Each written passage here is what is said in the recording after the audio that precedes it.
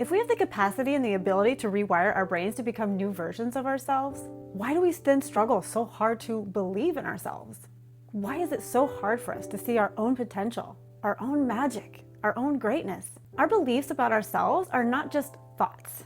They are actual neural networks in our brains. They are physical structures in our brain that have been built over time through repetition and reinforcement.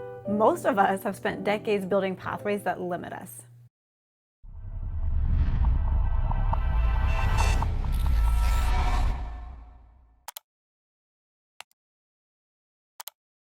If we have the capacity and the ability to rewire our brains to become new versions of ourselves, why do we then struggle so hard to believe in ourselves? Why is it so hard for us to see our own potential, our own magic, our own greatness? Last week we talked all about how our magic is already inside of us, that all of the neural pathways that we need to form to be whatever it is that we desire to be already exist as potential pathways in our brain, and that we just need to develop them. I talked about how we can develop new skills and that the qualities that we desire already exist within us. They are just dormant. At the end of that episode, I said that this week we were going to be talking about how we can be loving towards ourselves as we work on changing. But I actually felt called to dive a little deeper into why we don't believe in ourselves or see our magic in the first place. I have discussed this a little bit in my episode titled Mirrored Beliefs and How Beliefs Are Formed, and if you missed that one, you can go check that one out. But today I'm going to be going a little deeper into how our beliefs are formed and why we don't believe in ourselves. Because we are the only ones that are keeping ourselves stuck. And then next week will actually be the episode where I talk about how we can be loving towards ourselves as we work on removing these beliefs and changing the behaviors and stepping into our fullest potential. Our beliefs about ourselves are not just thoughts. They are actual neural networks in our brains. They are physical structures in our brain that have been built over time through repetition and reinforcement. Every time that you have the thought, I'm not creative, or I'm not good at this, or I could never do that, you're strengthening those specific neural pathways. It's like you're walking the same path through the woods over and over again until it becomes a well-worn path. And the more that you walk it, the easier it becomes. We can build pathways that serve us, or we can build pathways that limit us. Most of us have spent decades building pathways that limit us because we're always just telling ourselves that we're just not capable, that other people have what it takes and that we just don't. Between the ages of 0 and 7, our brains are in what is called the theta brainwave state.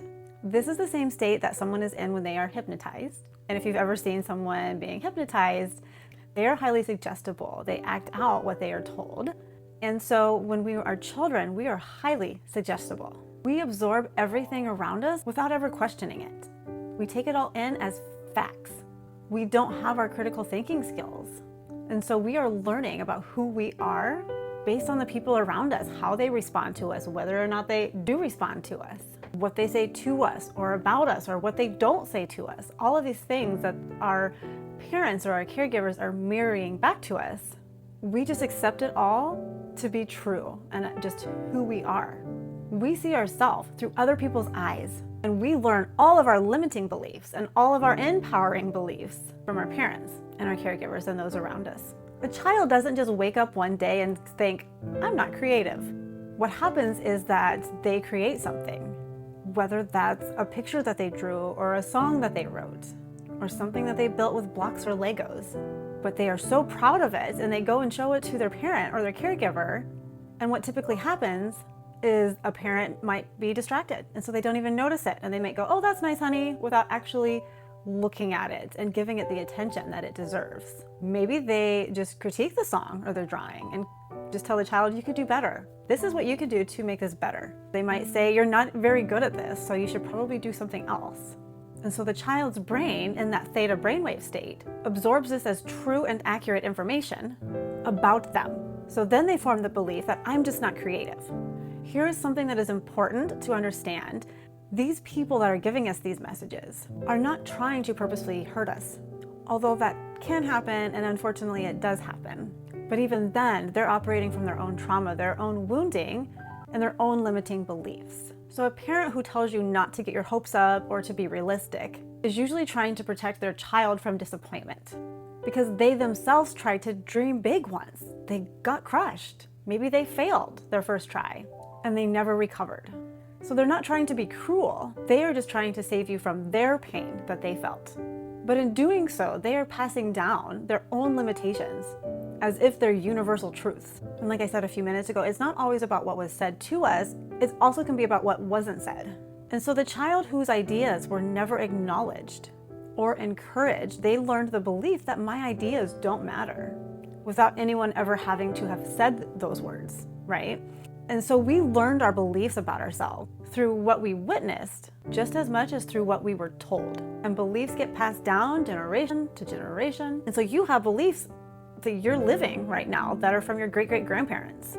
They're not even yours. They were never even yours to begin with. Every time that you get the message that you're not creative, or you're too sensitive, or you're too much, or you're not enough, or you don't have a good singing voice, those neural pathways all get stronger. The belief becomes more automatic, and it moves from conscious thought to unconscious programming. By the time we are adults, we don't even question these beliefs anymore. They just feel like truth, like facts about who we are. They just always run in the background, influencing how we feel about ourselves, and what kind of behaviors we exhibit, and what limits we put on ourselves. They become the voice in our head that says, who do you think you are? You can't do it. No one even likes you, so you're going to fail. They feel like unchangeable truths about ourselves. A small example of this is, as a child, I loved being in plays, and I was a main star of a play once, and it was the time of my life. I love singing, and I grew up always wanting to be a singer. And I think I have a decent singing voice, but by no means am I great. Like, I couldn't get up on stage and people would not pay, right, to come see me sing. I like to sing in the car and in the shower. But I have this dream of being a singer. And now I know that I can actually practice that. I can become a singer. And so that is a goal of mine that I'm working on. But growing up, I was told by people around me that I was not a good singer. And so I just thought that that was my truth. I just was never going to be able to be a singer. And so I never questioned it. I just was like, yeah, that's just not for me. But now I know that I can change this belief and that I can work on my voice. And a couple years ago, I took a few free lessons and they actually told me that I have a very good and unique voice. And so I'm looking forward to developing my own beautiful singing voice. But again, because I was told that I did not have a good singing voice, I've now gone 42 years of my life not working on it, not believing that I could be a singer.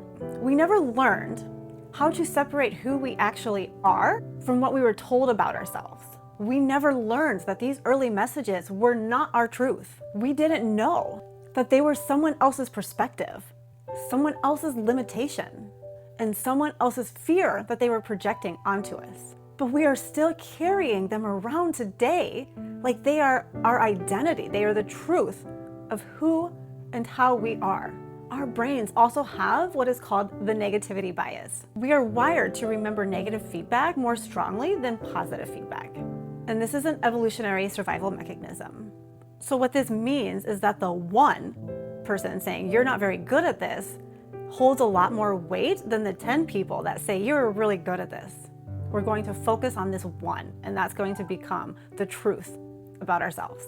And so this is why these limiting beliefs that are passed down to us take so much root into our being, because we are so focused on the negative. Because if we at least know the negative, then our chances of survival are higher.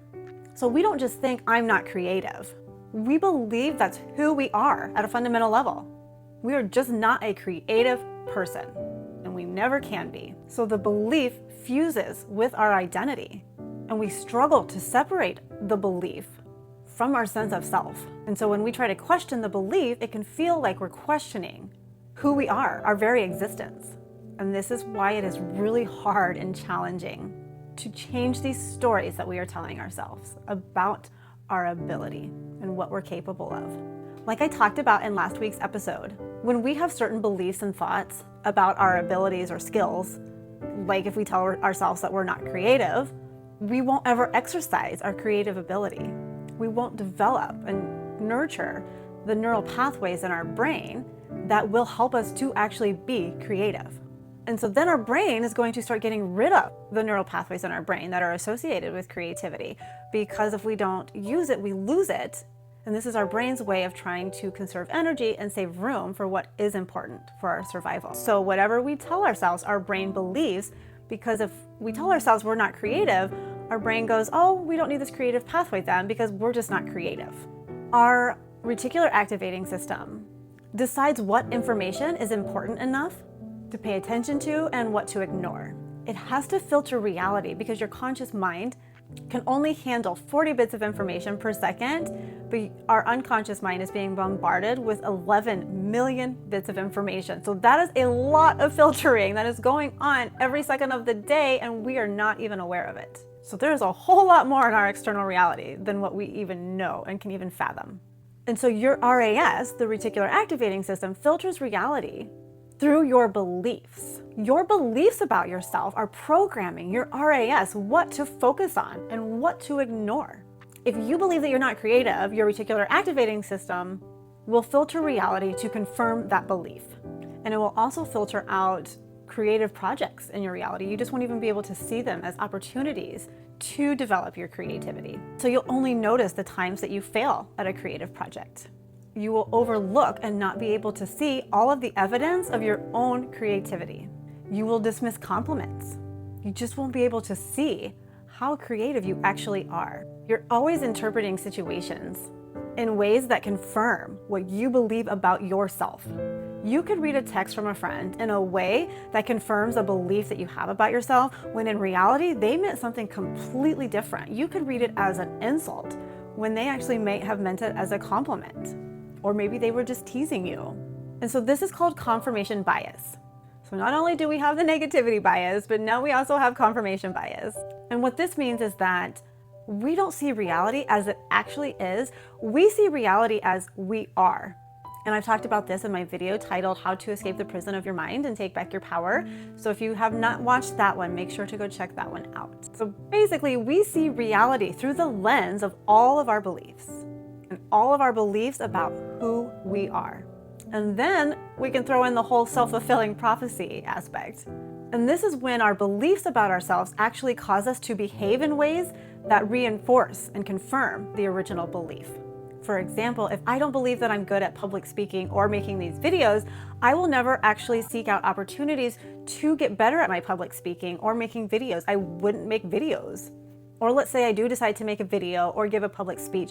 I will be super anxious, which will affect my performance, which will only reinforce my original belief that I'm just not good at public speaking. The belief creates the behavior creates the result, and the result reinforces the belief. It's a closed loop, and it's hard to get out of. Our brains are wired for efficiency. They don't want to waste energy questioning beliefs that feel like they are so true.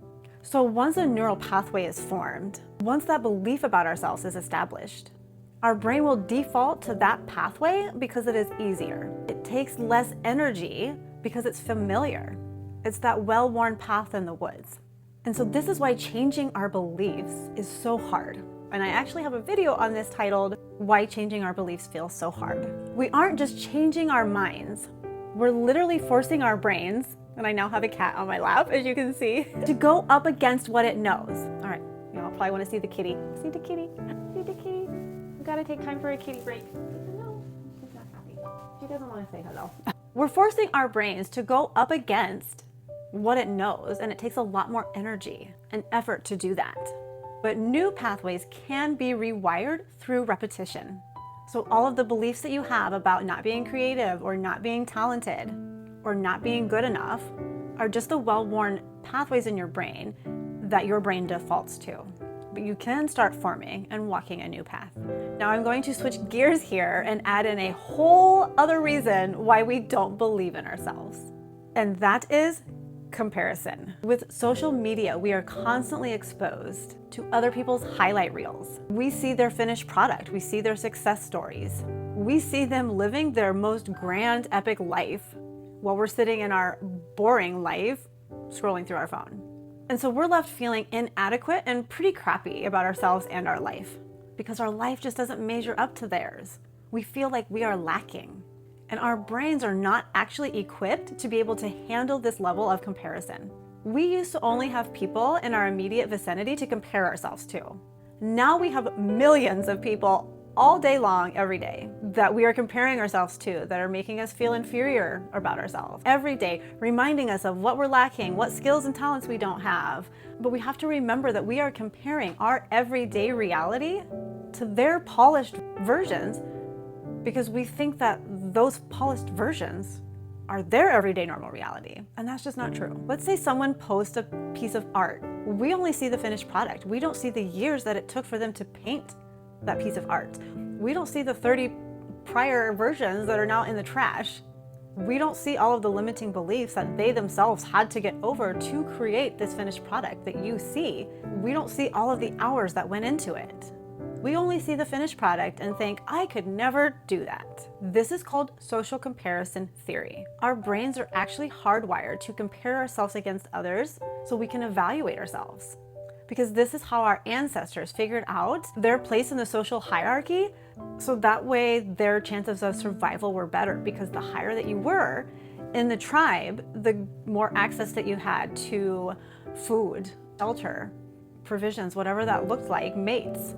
The higher you were, the greater your odds were of having a better quality life. And so we're hardwired to compare ourselves to those around us so we can evaluate ourselves properly, so then we can know what we need to do to go up in the social ranks.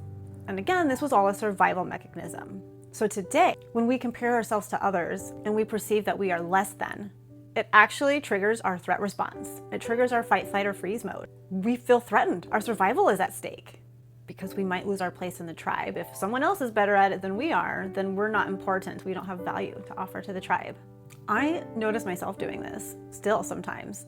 I have a beautiful friend that is doing amazing things for women, and she's been at this a lot longer than me. But I still find myself comparing myself to her and feeling less than, and feeling like I could never be like her. I'll never be able to do what she's doing. But I know that this is not true. And I actually talked about this in last week's episode, and that anything that we see in the external that we desire lives as potential within us. But because I'm comparing myself to her, I feel like I have less value. But that's not true at all. If I were to allow my feelings of inadequacy or jealousy to take over, I would feel pretty crappy about myself. I would never believe in myself, and therefore I would not be able to create my own success. And it would probably ruin our friendship. And when I'm able to take a step back and look at it, our paths are completely different. And we both have our own unique, amazing path. And we both have tremendous value.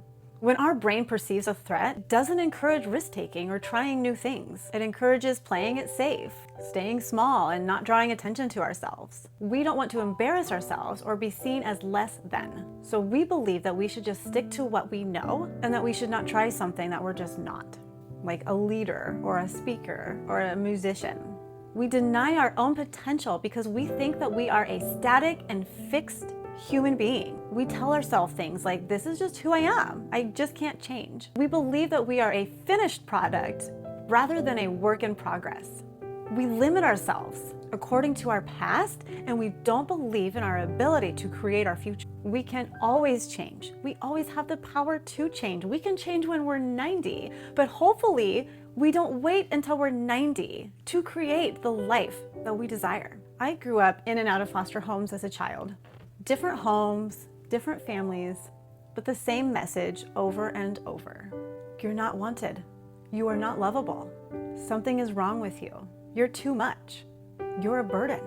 I started school a year early, and because of this and because of the trauma that I was going through, I was very underdeveloped, very immature, and I should never have started school early. I actually struggled all the way throughout high school as well.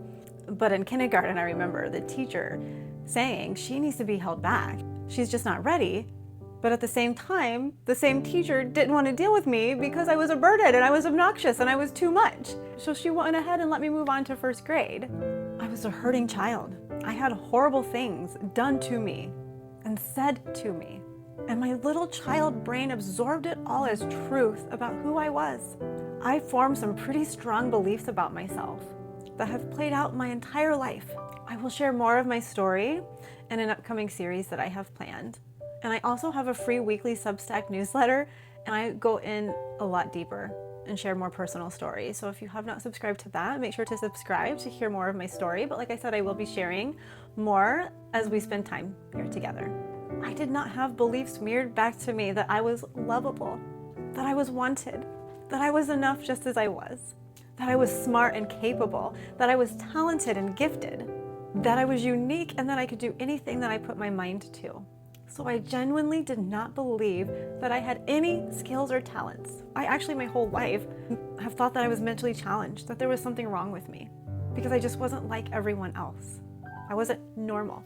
Also come to find out years later as an adult that I'm neurodivergent, but that's a whole other thing.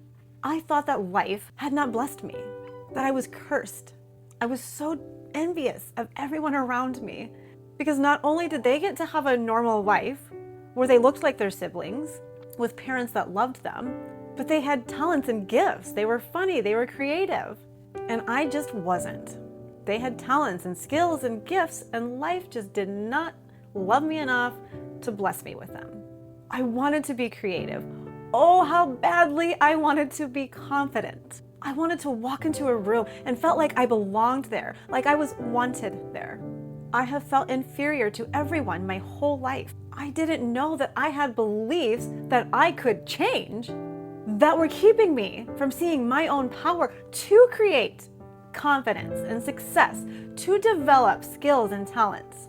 I thought you were either born with it or you weren't. I thought you were born with confidence skills and leadership skills, or you just were a follower. My whole life I've been a follower, but I wanted to be a leader. But I didn't think I had anything of value to offer. No one had ever mirrored to me that I was valuable, that I was important, and that I did have my own magic, my own gifts to share with the world. This is something that all children should have mirrored to them. That is our birthright. Every single one of you should have had mirrored back to you how capable you were, how strong you are, how beautiful and perfect, how talented and gifted you are. And you should have had parents and caregivers who believed in you and showed you that you can do anything that you want to, anything that you put your mind to, you can do it. Because remember, as children, we believed what we were told, and these beliefs became our truth about ourselves, but it is not the truth. By the time I was an adult, I had formed all of these neural pathways in my brain of I can't, I'm not talented, I'm not good enough, and because they felt true, I never challenged them.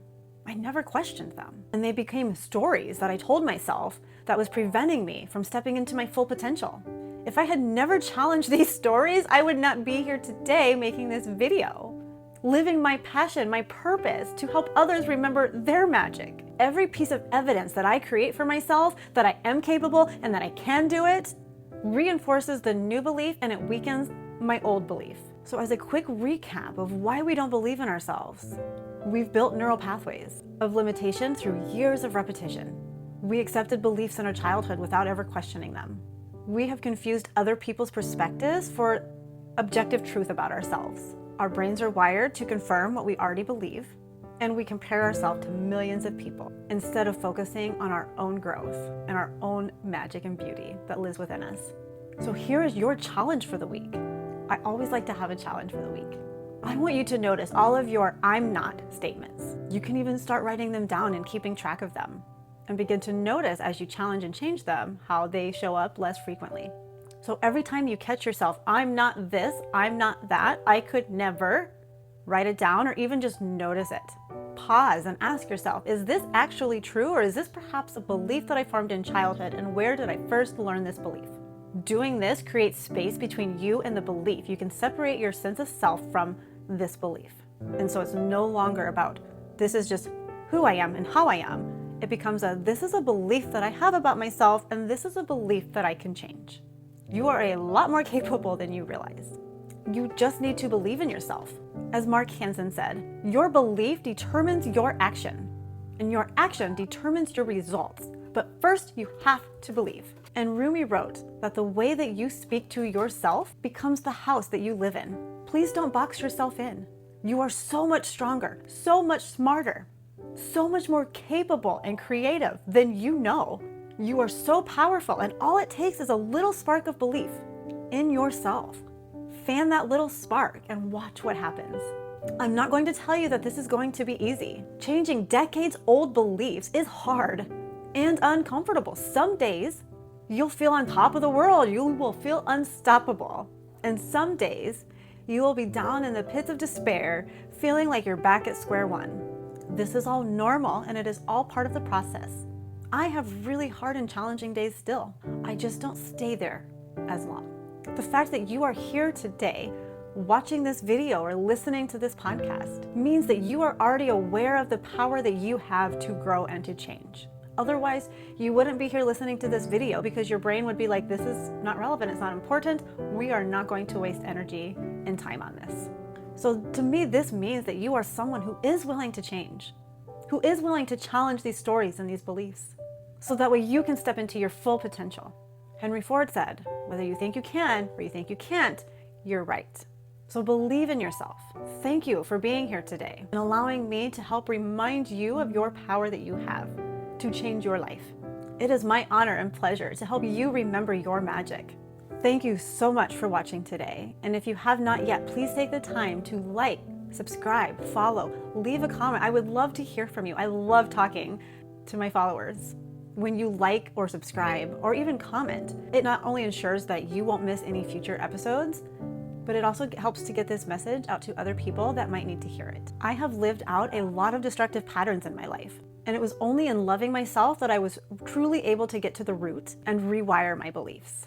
And so next week, I'm going to be talking all about how we can be loving to ourselves as we work on challenging and changing these beliefs. I'm going to be sharing about how our beliefs about ourselves form the behaviors that are keeping us stuck, that are sabotaging our life and harming us or other people. And I'm going to be sharing about how we can find compassion for ourselves, so that way we can get rid of any guilt and shame that we feel, because this guilt and this shame is weighing us down and preventing us from stepping into our full potential. So I will see you in the next episode, and I'm sending you so much love. Bye for now.